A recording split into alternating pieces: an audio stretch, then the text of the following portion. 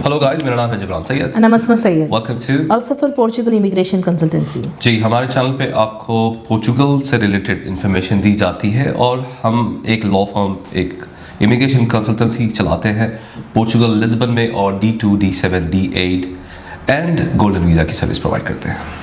Also if you're new to our channel, don't forget to like, share and subscribe to our channel.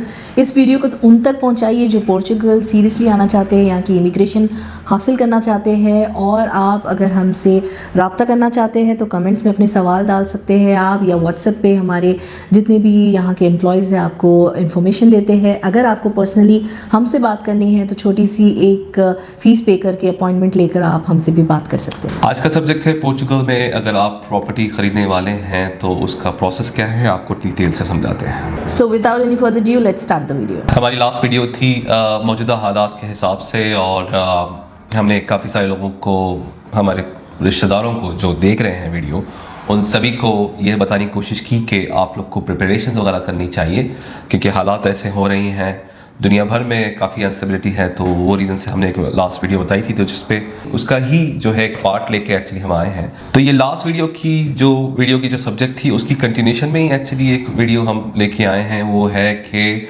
Portugal में आपको property ख़रीदना है तो कितना आसान है और आपको क्या क्या चीज़ों की ज़रूरत पड़ती है, कितना पैसा आपके पास होना चाहिए, कौन कौन ले सकता है, कौन नहीं ले सकता है। तो ये बहुत सारी चीज़ें हैं जिसको हम बताने वाले हैं और ये वो लोगों के लिए है जिसके पास डेफिनेटली कुछ पैसे हैं और वो लोग पोर्चुगल शिफ्ट होना चाह रहे हैं, प्रॉपर्टी ख़रीदना चाह रहे हैं। तो उसके बारे में हम आपको तफसील से बताने वाले हैं। पहली चीज़ तो ये है कि आपका इमिग्रेशन का काम हो गया या आपका इमिग्रेशन का काम अगर नहीं भी हो गया, फॉर एग्जांपल तो आप लोग अगर D2 पे आए हैं, D2 वीज़ा प्रोग्राम पे आए हैं, D7 वीज़ा प्रोग्राम पे आए हैं, D8 वीज़ा प्रोग्राम पे आए हैं और आप यहाँ पे आने के बाद प्रॉपर्टी ख़रीदने वाले हैं, ये एक ऑप्शन 1 है। ऑप्शन 2 वो है कि आप अभी आए ही नहीं, आप अपना पोर्चुगल का इमिग्रेशन का प्रोसेस हुआ ही नहीं, आपको सिर्फ निफ्ट नंबर चाहिए। आपको पोर्चुगल में अगर आपको प्रॉपर्टी ख़रीदना है, एक ज़मीन लेना है, अपार्टमेंट लेना है, विला लेना है, फार्म हाउस लेना है, तो आपको निफ्ट नंबर चाहिए। निफ्ट नंबर चाहिए और इसके साथ ही साथ फिर आपको एक बैंक अकाउंट चाहिए, पोर्चुगल का बैंक अकाउंट चाहिए। ये दो चीज़ें सबसे ज़्यादा इम्पोर्टेंट है आपको अगर प्रॉपर्टी ख़रीदना है अगर पोर्चुगल में। D2 वाले फॉर एग्जांपल D2 पे आए, ठीक है, या D2 पे नहीं आए, D2 का प्रोसेस चल रहा है, वो लोग वहाँ से बैठे बैठे अपनी प्रॉपर्टी खरीद लेंगे। यहाँ पे जब कॉर्पोरेट बैंक अकाउंट बन गया, पर्सनल बैंक अकाउंट बन गया, उसके बाद फिर यहाँ पे आपने प्रॉपर्टी देख ली, ऑनलाइन वहाँ से बैठे बैठे प्रॉपर्टी देख ली, कोई एजेंट्स वगैरह से आपने बात कर ली, कोई रियल एस्टेट वगैरह से आपने बात कर ली, प्रॉपर्टी खरीद ली। वही प्रॉपर्टी को एक्चुअली आप वही प्रॉपर्टी के एड्रेस को आपको जो एक कंपनी फॉर्मेशन करने के लिए जो हाउस कॉन्ट्रैक्ट चाहिए, आप अपने यही घर के एड्रेस के ऊपर आप अपनी कंपनी फॉर्मेशन कर सकते हैं। आप यही एड्रेस के ऊपर जो आपने प्रॉपर्टी खरीदी है उसके ऊपर ही आप कंपनी फॉर्मेशन कर सकते हैं। ये एक और ऑप्शन है। वो लोग जो सोच रहे हैं कि पहले D2 कर लें, D2 सारा होने के बाद जब यहाँ पे आए, यहाँ पे आने के बाद फिर अपनी एक प्रॉपर्टी ख़रीदना चाह रहे हैं। अभी ये वीडियो वही लोगों के लिए है जो लोगों के बारे में हम लोग लास्ट टाइम और उन लोग को मुखातिब थे, उनको एक्चुअली हम लोग ये मैसेज पहुँचाना चाह रहे थे कि अभी जो हालात हैं GCC में और आपके पास पैसे हैं, आपकी जॉब चल रही है और आप लोग जो है उससे हटके, तो डेफिनेटली खुदा न खास्ता अगर ये कुछ होता है तो आप लोग वापस इंडिया पाकिस्तान तो जाने वाले हैं ही नहीं क्योंकि आप लोग को जमती नहीं है और कहीं और सेटल आप हो भी नहीं सकते। तो उससे बेहतर ये है कि आप लोग पोर्चुगल मूव हो जाएं और पोर्चुगल में प्रॉपर्टीज़ खरीद लें। मैं आपको कुछ एक रफली कुछ फिगर्स बताने वाला हूँ, रफली नंबर्स बताने वाला हूँ कि अगर आप एक फार्म हाउस ख़रीदते हैं, एक जगह है, फॉर एग्ज़ाम्पल 1 एकड़ पे 2 एकड़ पे ज़मीन आपके यहाँ पे मिल जाते हैं और आपका बजट अगर 100,000 यूरोज़ है, जिसमें आपको मैं मिनिमम बता रहा हूँ 100,000 यूरोज़ मिनिमम, अच्छी खासी बड़ी प्रॉपर्टी।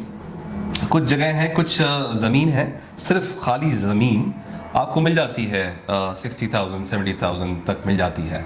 आपको अगर ऐसी कोई ज़मीन चाहिए जहाँ पे एमेनिटीज़ हैं और घर बना हुआ है और कुछ चीज़ें हैं उसमें ऑलरेडी बनी हुई, सिर्फ आपको ख़रीदना है और आप जाके वहाँ पे मूव हो सकते हैं, रहने लायक आपको अगर ज़मीन चाहिए तो आपको 1 लाख मिनिमम 1 लाख 1.5 लाख 150,000 तक आपको अच्छी प्रॉपर्टी मिल जाती है।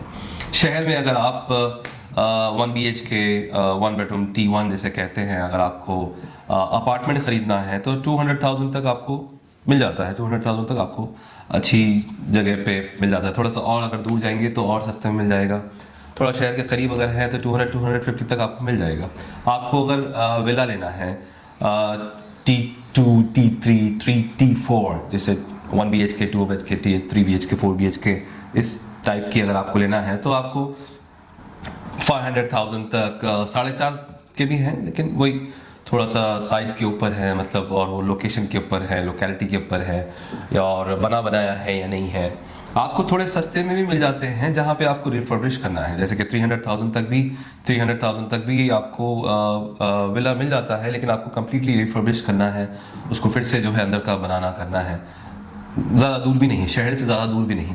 तो ये जो लास्ट वीडियो हमने बनाई थी तो यही मकसद था कि भाई अभी थोड़ा सा आप लोग ये उस पे मोड पे आ जाइए कि एक प्रॉपर्टी खरीद लीजिए, ज़मीन ले लीजिए, घर रहना है जहाँ पे बोरवेल वगैरह है, थोड़ी सी आपको प्लांटेशन वगैरह आप कर सकते हैं, ये थोड़ी सी सब्ज़ी वगैरह और फ्रूट्स एंड वेजिटेबल्स वगैरह उगा सकते हैं, थोड़े जानवर वगैरह है, तो उस मतलब उतनी तो आपको जगह चाहिए कि 1 एकड़ मिनिमम 1 एकड़ 2 एकड़ तो आपको उतनी जगह चाहिए। और ज़्यादा महंगा नहीं है, बहुत ही कम में मिल जाता है, मतलब 100,000 यूरो इज रिक्वायर्ड, 400,000 450,000 दिरहम, तो 450,000 में तो आपको छोड़ ही दीजिए ना, मतलब आपको स्टूडियो अपार्टमेंट मिलता है वहाँ पे, बड़ी मुश्किल से वो मिलता है। तो आपको इतने प्राइस में आपको खुद की एक अपनी एक प्रॉपर्टी, जो बड़ी ज़मीन की बात कर रहा हूँ मैं, और यूरोपियन कंट्री में आपकी एक प्रॉपर्टी हो जाएगी, आप उस पर टारगेट करिए। अब आप लोग ना सारी चीज़ें, आप अपना पैसे जमाइए और प्रॉपर्टी खरीद लीजिए, उसकी एसेट होगी, आपके बच्चों के लिए अच्छा होगा और आपके लिए अच्छा होगा। आप अगर D2 करने वाले हैं तो D2 वो प्रॉपर्टी पे, वो एड्रेस पे भी कर सकते हैं, या आपको D2 यहाँ करने के बाद, D7 D8 करने के बाद आके यहाँ पे प्रॉपर्टी खरीदना है तो वो भी आप कर सकते हैं। तो ये एक छोटी सी नसीहत एक्चुअली हम लेके आए हैं, क्योंकि हमने यही किया, और ये सारे रिश्तेदारों को, सारे दोस्तों को, सबको हम लोग यही एडवाइस कर रहे हैं, स्पेशली जो GCC में है, जो GCC कंट्रीज़ में है हमारे दोस्त और रिश्तेदार, और आप भी हमारे जो रिश्तेदार हैं आपको भी यही कह रहे हैं। तो कुछ लोग सऊदी में हैं, कुछ लोग बहरीन में हैं, क़तर में हैं, UAE में हैं, तो सबको हमारी तरफ से ये नसीहत एक्चुअली सबको जा रही है पिछले 1 महीने से एक्चुअली। और आज भी जो है इतना महंगा नहीं है प्रॉपर्टी ख़रीदना, प्राइसिंग जो पोर्चुगल में जो कॉस्ट है वो आज भी इतना महंगा नहीं है, आप अफोर्ड कर सकते हैं। करेक्ट जी बिल्कुल। अगर आप वहाँ पर रहना चाहते हैं और इन फ्यूचर अगर सारे हालात सही हो गए और आप वहाँ पर नहीं रहना चाहते हैं, आप सिटी के अंदर मेड सिटी में आकर रहना चाह रहे हैं, तो जो फार्म हाउस है उसको आप Airbnb भी बना सकते हैं। वहाँ पर अच्छे से आप 2 बेडरूम 3 बेडरूम्स बनाकर वहाँ पर आप एक फैमिलीज़ को दे सकते हैं। बहुत सारे लोग हैं जो दूर दराज जाकर रहना चाहते हैं। हम खुद भी बहुत सारे ऐसे प्रॉपर्टीज़ है जहाँ पर माउंटेन्स में, सिरा दी स्टेला और ये ऐसी जगहों पर जाके रहना चाहते हैं, तो आप भी वैसे ही कर सकते हैं। इस प्रॉपर्टी को एक आप सेविंग की तरह भी यूज़ कर सकते हैं, इन्वेस्टमेंट की तरह यूज़ कर सकते हैं, और इन फ्यूचर अल्लाह ना करे कोई ऐसी चीज़ें होती है तो आप खुद वहाँ पर जाके रह सकते हैं। तो एक बहुत सेफ प्लान है ये, अपने लिए आप कर सकते हैं, अपने बच्चों के लिए बहुत अच्छी चीज़ है। उसकी पैसिव इनकम भी आती रहेगी ना, Airbnb में अगर आप देंगे या उसकी लीज कर देंगे तो उसकी पैसिव इनकम आती रहेगी। आप शहर में रहेंगे या शहर वाली प्रॉपर्टी उसको लीज कर देंगे, या फिर ये फार्म हाउस वाली जो आउटस्कर्ट, जो कंट्री साइड पे जो प्रॉपर्टी है आपकी, उसको लीव करिए। वाइस वर्सा, मतलब दोनों में से आप जहाँ पे भी सुकून में हैं, आपकी एक अर्निंग चल रही है, आपका एक बिजनेस चल रहा है या काम चल रहा है, नहीं भी चल रहा है तो 2 प्रॉपर्टी ले लीजिए। ये प्रॉपर्टी की जो रेंट आते रहेगी उसको घर बैठ के खाइए।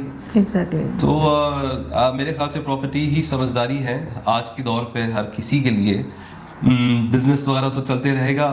D2 पे अगर आप आ रहे हैं छोटा मोटा बिजनेस शो करने के लिए, वो बिजनेस शो करिए। अप्रूवल के लिए तो आपको yes unique business plan show करना है, लेकिन होने के बाद छोटा मोटा कुछ करिए।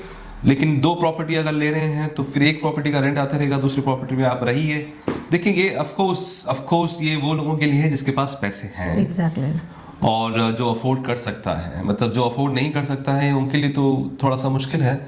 बाकी वो हम लोग के मुस्लिम्स हैं तो हम लोग वो लोन वगैरह की ये सारी चीज़ें तो बात नहीं करते कि हमारे पास हराम है वो चीज़ का, तो हम वो एंटरटेन भी नहीं करते, उसको प्रमोट भी नहीं करते, और ना ही हम किसी को बोलते हैं कि भाई ये करो, ये कर लो, पैसे हैं आपके पास 1 लाख तो और लोन टॉप अप कर लो, ये सब सारी चीज़ें। तो पैसे हैं आपके पास, ये कदम उठाएं और इंशाल्लाह ताला दुआ में याद रखिए, और हमारी बातें जो हम समझाने की कोशिश कर रहे हैं, आई होप आपको बात समझ नहीं आ रही है। कोई सर्विस की ज़रूरत है तो आप हमें कांटेक्ट कर सकते हैं। D2 के लिए, D7 के लिए, D8 के लिए कांटेक्ट कर सकते हैं।